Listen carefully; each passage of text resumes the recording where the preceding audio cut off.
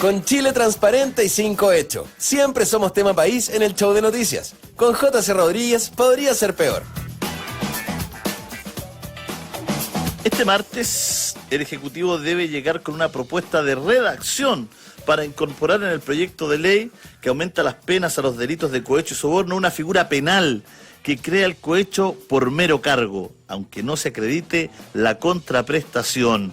Para hablar de este tema y otros más, ya estamos con el director ejecutivo de Chile Transparente, Alberto Prej. ¿Cómo está, Alberto? Hola, Julio, muy buenas tardes.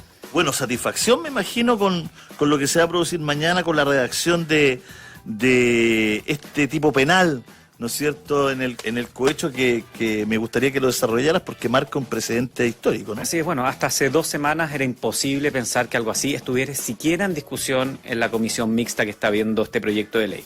¿Qué significa el cohecho por mera actividad o por mera prestación? Significa que si el día de mañana en una cuenta de un subsecretario de minería, por ejemplo, le depositan todos los meses un determinado monto, eso va a constituir un delito de cohecho. Independiente que ese subsecretario de Minería en un juicio pudiese probar que no hizo nada ni positiva ni negativamente por ese pago. Es decir, hoy día muchos de los casos que hemos visto que han llegado finalmente a condenas por delitos tributarios hubiesen tenido alguna condena por algún delito de corrupción, en este caso este tipo penal de cohecho por mera actividad o por mero cargo. Claro que sí. Oye, ¿qué pasa con, te hago la pregunta pero grullo, pero porque ha pasado en algunas partes del mundo y hay que mirarlo bien, ¿qué pasa con el que te quiere perjudicar y te deposita 20 palos? Muy simple, si a mí me depositan algo en mi cuenta y yo veo que es algo incorrecto, yo lo primero le digo a mi ejecutivo del banco, pongo la alerta de inmediato y ha pedido la reversa, no hay ningún problema. Ese fue un argumento. O sea, perdón, es que es un buen argumento, pero están todos los mecanismos para que esa persona pueda salir. Por supuesto. Perfecto. Ese argumento lo escuché de algunos senadores, de hecho, que dijeron, no, pero oye, esto va a abrir la puerta para que alguien que me quiera perjudicar políticamente lo haga. Se usó. Pero eso se puede hacer muy simplemente. O sea, si yo encuentro un sobre con $1 millón, lo tomo un sobre en grande, y voy a Carabineros. Y lo dejo en Carabineros. Lo voy a denunciar, claro. Es lo que pasa, por ejemplo, cuando un funcionario público, yo he sido funcionario público en el pasado, recibe un regalo. ¿Qué haces tú con ese regalo? Lo mandas de vuelta si el regalo no corresponde, o en caso que ya sea algo que no se pueda devolver, uno puede hacer un téngase presente a la Contraloría o al mismo Ministerio Público. Mire, alguien me está tratando de acá de involucrar en algo. De inculpar precisamente la figura penal de cohecho. Exactamente. Sin contraprestación al... Así que ese argumento... Me gustaría que investigara, Claro. mira, me gustaría que investigara inmediatamente la Fiscalía quién fue el que hizo esto. En el derecho chileno uno se puede autoacusar para poder salir de un delito. Por ejemplo, si alguien está diciendo por redes sociales que yo he cometido un determinado delito, yo puedo ir a la Fiscalía y le pido, Fiscalía, por favor, investíguenme. Esa figura hoy día existe, por lo cual ese argumento de que alguien lo va a ocupar políticamente, el que lo ocupe políticamente va a salir trasquilado sin duda. Fíjate que es bueno lo que está aclarando, porque muchos se escudan en no votar en esto porque hoy me van a inculpar, es fácil que... No, hay salida limpia. Súper fácil, además es bastante obvio. Si yo recibo un monto, bueno, digo, ese monto es una transferencia que no me corresponde, punto. Porque incluso puede ser una transferencia por error. Ha pasado en algunos otros casos y eso en la vida diaria de cualquiera que tenga cuenta corriente se resuelve de una manera bastante simple con el ejecutivo de cuentas. Así que yo no veo ningún riesgo, veo que esto es un avance que va en la línea correcta, un avance que demuestra que en algo hemos aprendido las lecciones de lo que ha estado pasando, donde no hemos tenido ningún condenado por cohecho, no hemos tenido juicios orales que hayan podido probar esa figura. Vamos a ver lo que pasa en el caso del senador Orpiz, pero donde efectivamente nos dimos cuenta que nuestro derecho penal contra la corrupción era absolutamente insuficiente. En Chile sale más caro robarse un chocolate en un supermercado que sobornar a un funcionario público, y eso no puede ser. Oye, conversábamos fuera de micrófono y un tema que da para debatir harto. Hasta hace un tiempo atrás muchas cosas de las que ocurren hoy día en materia de transparencia eran impensadas, ¿no? ¿Ha habido una apertura exponencial sobre la materia? Mira, ha habido un cambio importante desde el año 2014, octubre del 2014 en adelante, cuando estallan los casos de la política. Yo te contaba, yo he dedicado toda mi carrera desde que egresé de la Escuela de Derecho a los temas anticorrupción, y era súper difícil instalar estos temas en el nivel legislativo. Se avanzaba muy a la chilena, muy de a poquito, muy en la medida de lo posible, y este tema empezó a ser importante para la sociedad civil. Recordemos que incluso una ADIMAC mostró que del lugar 11 en las prioridades de los chilenos, el combate contra la corrupción pasó al lugar 3. Esto tuvo resorte en los medios empezaron a publicar más y por supuesto también en aquellos que requieren los votos de los ciudadanos para poder ser reelectos, por lo cual hoy día tienes aliados dentro de las comisiones y eso es bien interesante y aliados transversales.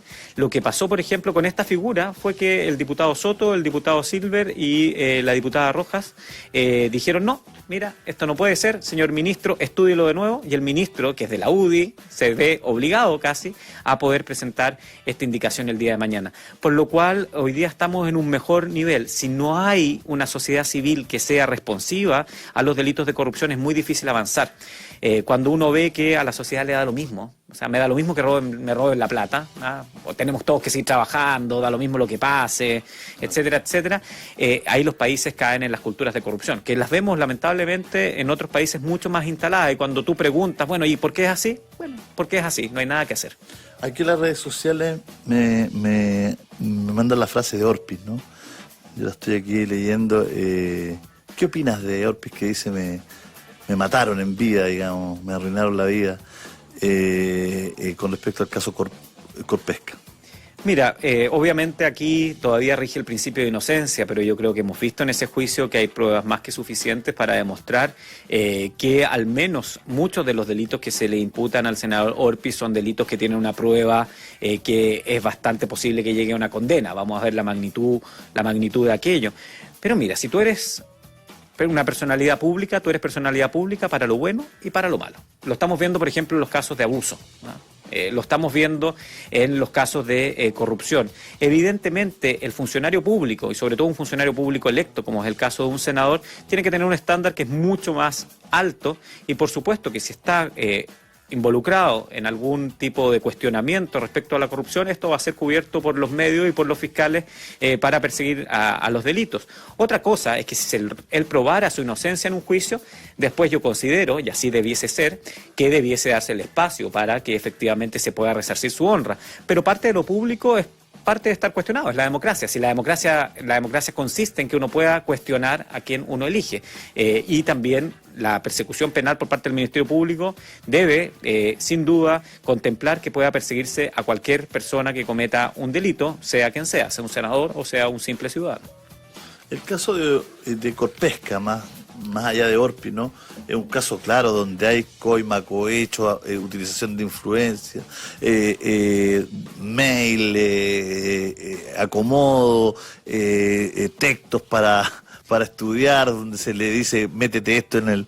O sea, hay una serie de... Por eso es tan claro, y bueno, y es por eso que ese caso está teniendo un trayecto muy distinto que el que ha tenido, por ejemplo, SQM, ¿no? Porque en el caso Corpesca es tanta la evidencia que hay que eso va a llegar a un juicio oral y se van a pedir que se condene por delitos de corrupción propiamente tal. Incluso algo que con SQM no se pudo hacer, que era perseguir la responsabilidad penal de la persona jurídica, en este caso de Corpesca. A uno le encantaría que un tribunal chileno disolviera a Corpesca si es que se demuestra que es culpable de los delitos que se le imputan.